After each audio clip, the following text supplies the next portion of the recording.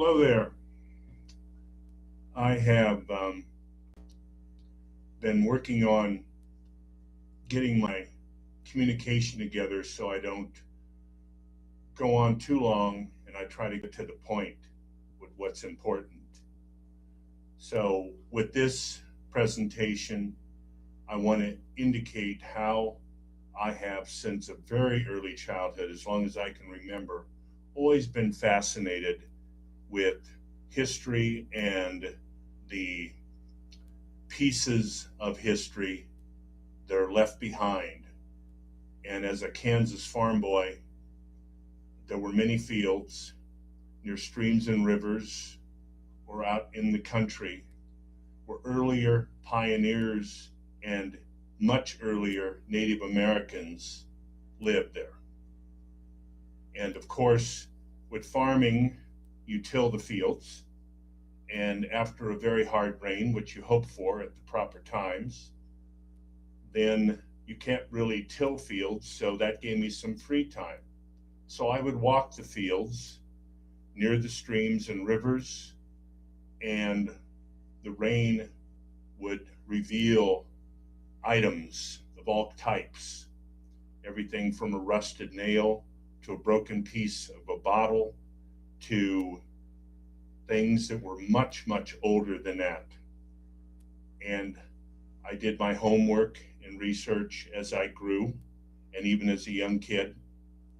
And I started to learn how to recognize the items and the time frame they were in and what type of people used them on that site, even though there were no trace of that in the field other than these little scattered items. So that, I believe, was the genetic evolved passion and focus that most people would call an archaeologist. But I didn't have the skills or the knowledge to start pursuing that kind of career. I was just trying to make it through school and help with the farming. And when I had free time, collecting interesting items and starting to build a pattern, starting to come up with conclusions, collecting the items and keeping them in selective groupings so that I can start to interpret beyond what is known. And obviously, way before human Americans, what do you want to call them, Nor? The white population showed up after the Civil War, where I was in Kansas. There were Native Americans and Indians living there for hundreds and hundreds and thousands of years. And there are only certain items that survive in the field for that long, the tilled fields. One is the flint scrapers for scraping buffalo hides and preparing food that the Native American women, maybe the men too, used in their campsites. Another is the pottery that they made, all in fragments, because at the top of the field it was already broken up more. And of course, then the stone implements that were used for hunting, as well as protection, weapon points, all made out of flint back then. There was no metal. What was that? 500 years ago, 1,000 years ago, 10,000 years ago, which some of the items as I walk the field have that kind of age to them. So that really started to educate me and really create a passion for trying to come up with an accurate understanding of the scenario and the stories of how these people lived. But I had a additional, I don't know what you would call it, emotional or thinking or cognitive or trait in my self-awareness. And when I picked up or found items and touched them, looked at them, their color, their shape, I learned what was their purpose, And I also learned to kind of estimate how long ago the people that used them existed here. This was very fascinating to me, stimulated my mind. And that's where it all kind of started for me. So then I moved on. And after high school and experimenting with various careers, I went back to college and started thinking, what kind of career do I want? Well, I knew with these unusual abilities, this ability with feelings and visual and tactile to literally almost see a projection after I'd collected items in the fields of what existed there before. I couldn't see the people's images, but I could feel and see what they did each day right in that specific area, and that left the items behind. And obviously I had enough homework to know, and reading and history to know that they had to live, they had to sleep, they had to eat, they had to cook, they had to hunt, they had children, they had to protect themselves. All that stuff kind of laid as a foundation for what I understood and started understanding more. So when I got into college, I was very fascinated with how my mind worked and why I could project this in such a remarkable, almost, what's the word? It exists, even though it's the past, kind of a time transport. And how do I communicate that? Well, I looked at who was trying to communicate it. And books, magazines about archaeology, I said, they're trying to communicate it. They're trying to discover it. So I'm going to be an archaeologist. Well, that wasn't going to happen. So my other passion was to be understand how the brain works. So I thought, hey, I need to be a medical student and eventually be like Dr. Roger Sperry, which was way back in the 60s in California, a highly educated, highly great medical inventor or discoverer.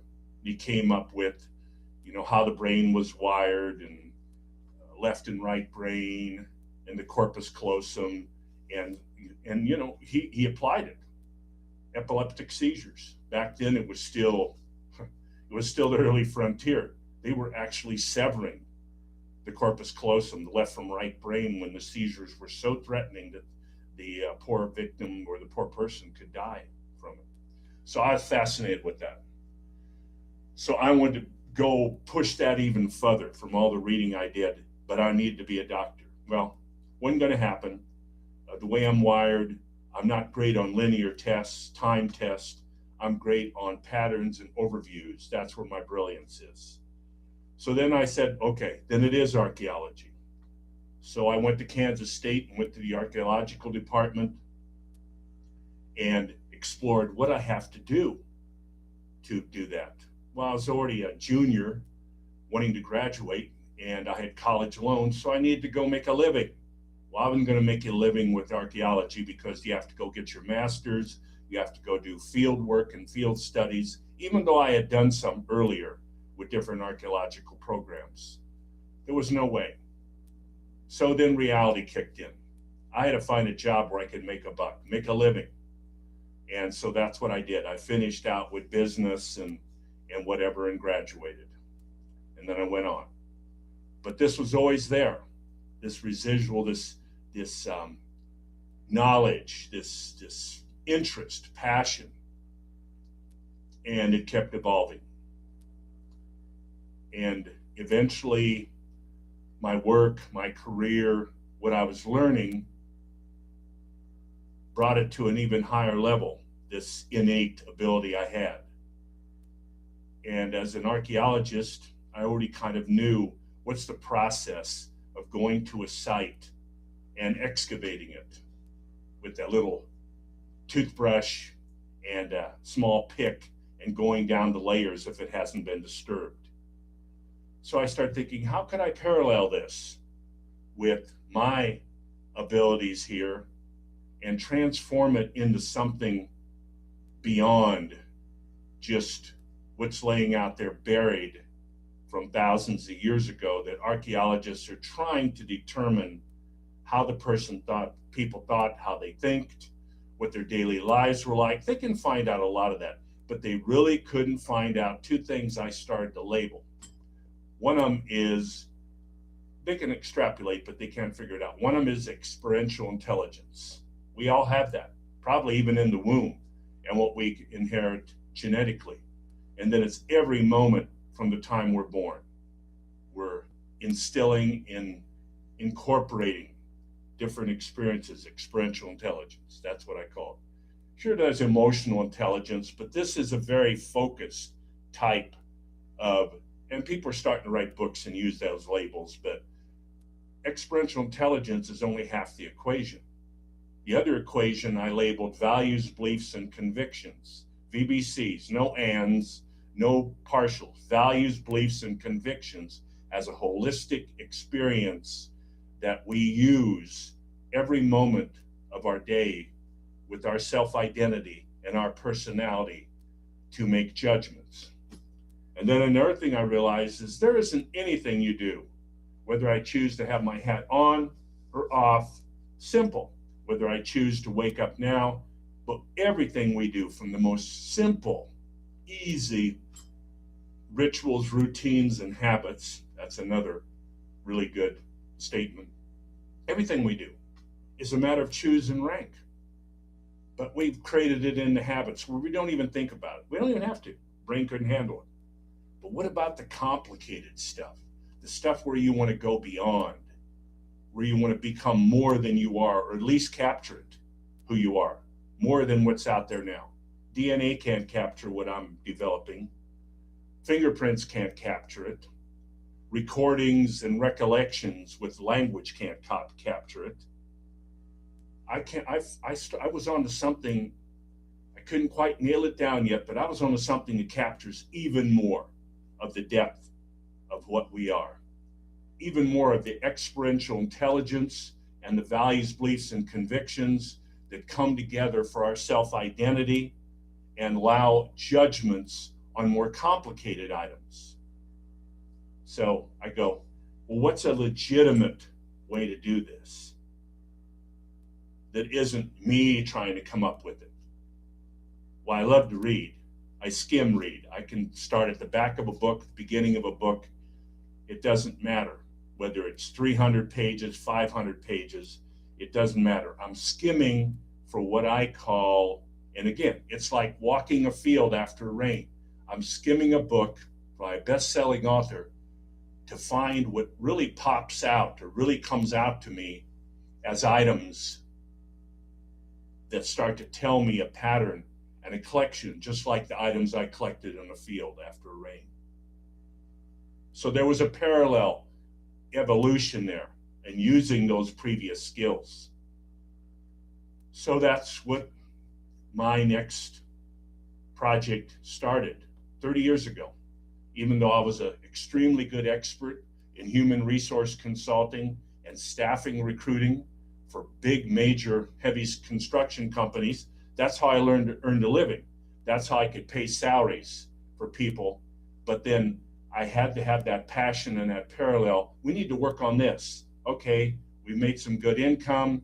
Let's take a couple hours during the workday and let's work on researching out how to capture each individual's experiential intelligence and their values, beliefs, and convictions in some type of formula or equation that is their own self-identity. For their own review, they can go back and review it or possibly share it.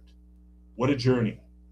I skimmed and read thousands of books by best-selling, not really fiction, but everything from deep science to brain to career success to, just all types of areas that one needs to have. Leadership, my goodness, can go on and on. So I start thinking, how can I create a foundation, a template, a model to incorporate with the, well, I'll call them hot spots.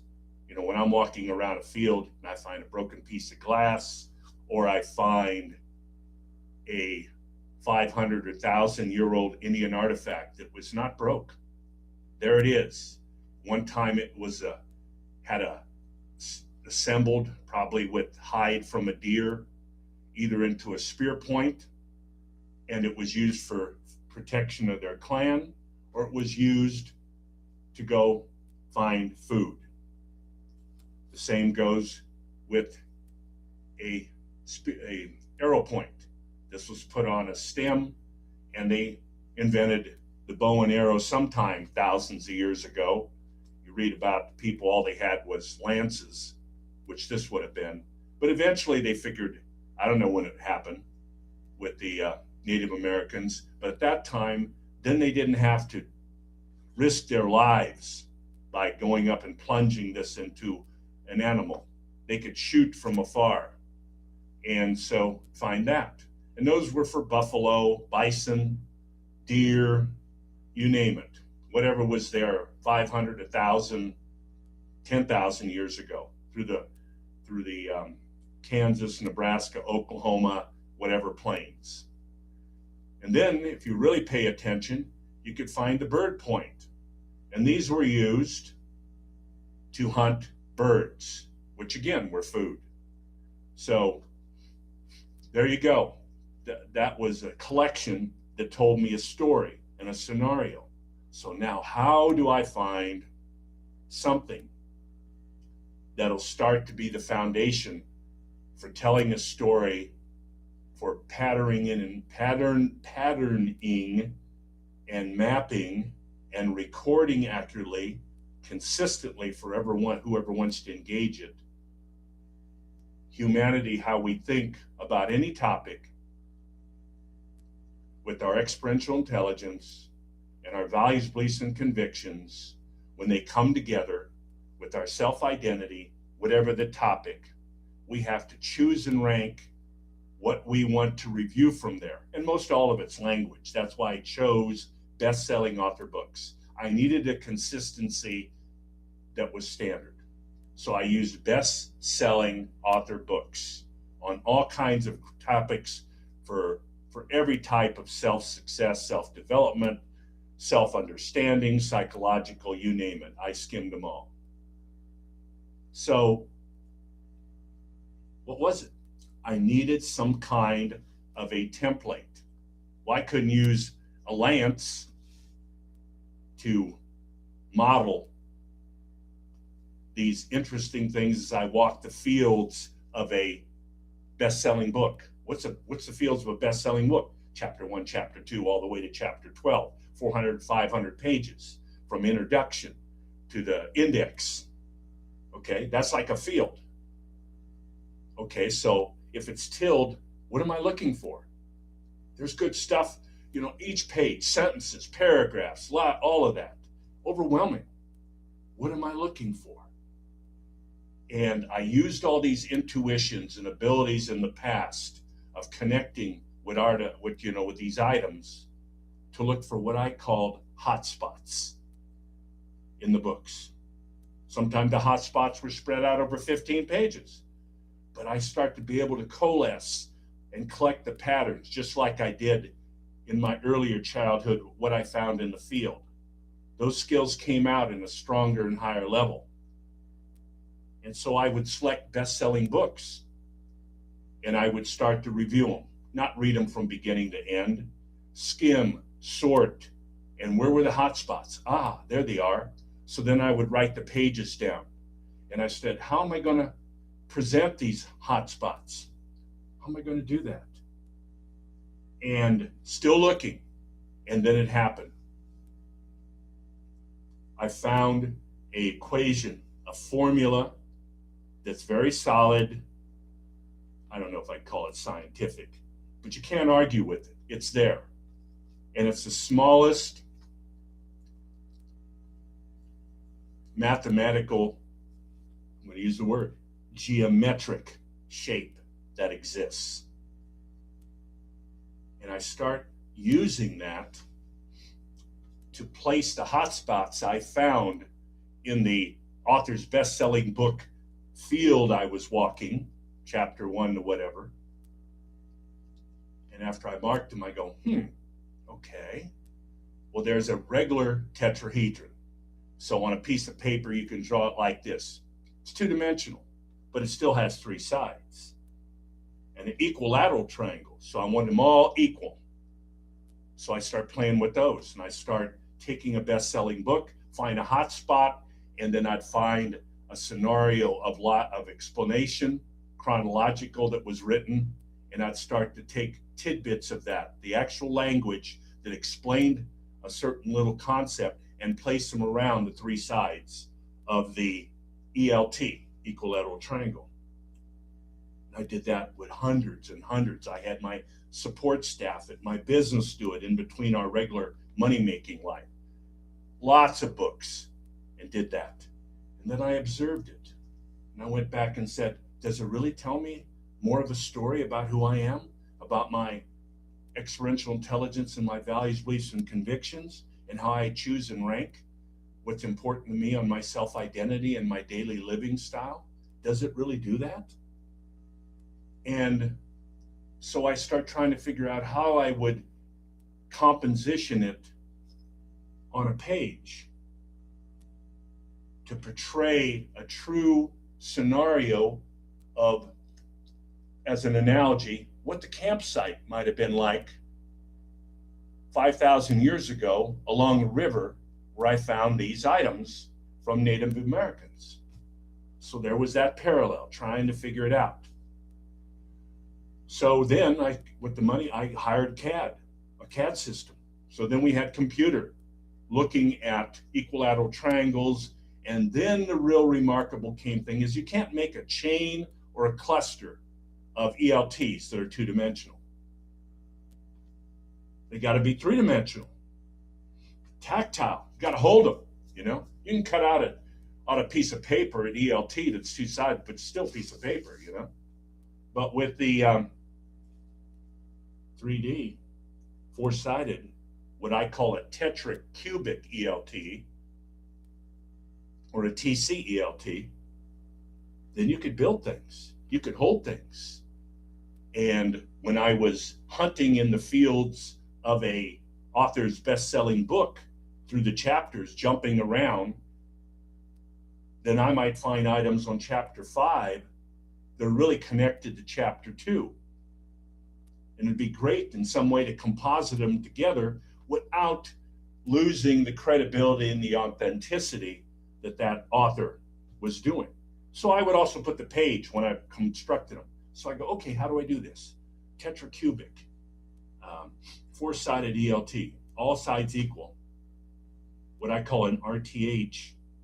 I go, that's where the brain needs to first engage. Just like when I walked a tilled field and I found 2 pieces of glass, I found 3 pieces of pottery, probably 500 to 1,000 years old once they were pots. And the Native Americans used them for cooking and storing and etc.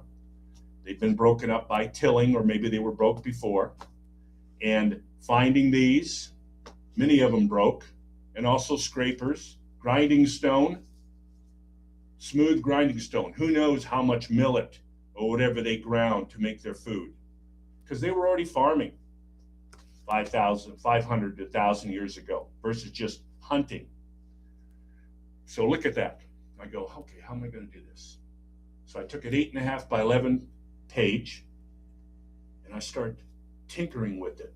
And I said, okay, this page is going to project or present a collection of items from this best-selling book that kind of lead the person engaging it from first looking at 4 sides of the nucleus, the center heart comment of that hotspot. And then I picked 4 of the best adjectives, phrases, or sentences that had explained it. And I put them around the 4 sides chronologically of that regular tetrahedron. And that became the heart, the middle of what I then start to call a portrait, or an 8.5 by 11 page from the book. And then I go, well, after they kind of get a grip of this, whoever's reviewing it, we need a summation, which kind of tells you, what is this all about? What I've captured, what I've collected, what I've assembled, what I think has a scenario of strong topic that I'm putting on this portrait. So then I put a summation box up above the RTH, the regular tetrahedron four-sided. And the summation box kind of introduces what I can find the best introduction of what this hotspot topic is trying to relay. And then I go, well, there's got to be a conclusion. So then I used another box at the bottom. And these are all boxes, what I call components. There's 3 boxes on each portrait. There's a line around the RTH with the language that's been dissected and put around it. There's a box around the summation box up above, and there's a box around the conclusion box below. And so I toyed with it to where that portrait has those 3 components. Then I noticed something really interesting. I noticed that when I started reviewing these portraits on a book, it relayed to me very parallel to what was relayed to me when I picked up a number of items in the field after rain. And all these items are pretty much from the same time period of a Native American campsite, or maybe if it's more recent, an old homestead. Everything's leveled, but there's still the fragments of what was around that homestead. But anyway, whatever it is, this portrait with those 3 components assembled that. And what I found by reviewing the RTH center heart of it first is it got the right brain engaged very much before the left brain starts reading the linear content. And the right brain starts to understand that there's a consistency to the way this portrait is presented images-wise. So that was interesting. The right brain's involved, and the left brain then comes and reads the language. The right brain is kind of looking over its shoulder, so to speak, of what information is being relayed by the language that's in the hotspots. And the right brain's reacting to it with the left brain. Is this relevant? Is this relevant for us? So if the book is like, this is one of my favorites, Liberating Everyday Genius by Mary Elaine Jacobson. Look at all the Post-its where I have found items like I was in the field after rain as a farm boy. All these items help me direct and create. And then here's where it all started to really come together with the CAD and the imaging.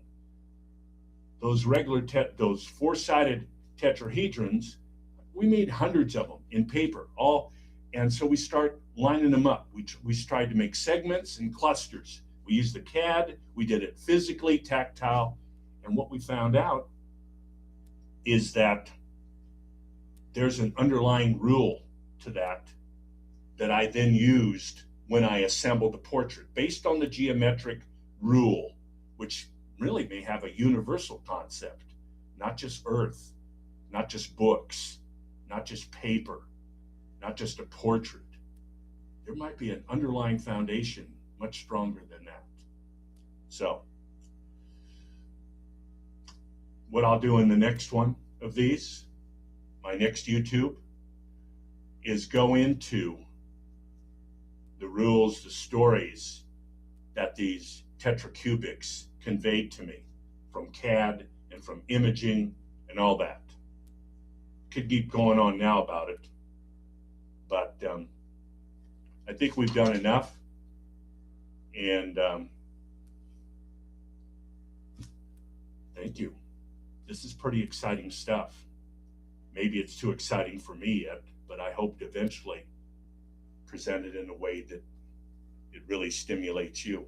Like I was holding your hand and we're out in the field as farm boys or farm people. We're walking this tilled field. And I have to point out, look at that. Look at that. There's a piece of pottery. Or look at that. there's a broken bird point. Or look at all these pieces of chert that were chipped off by someone that made this, sitting by their wherever they slept that night.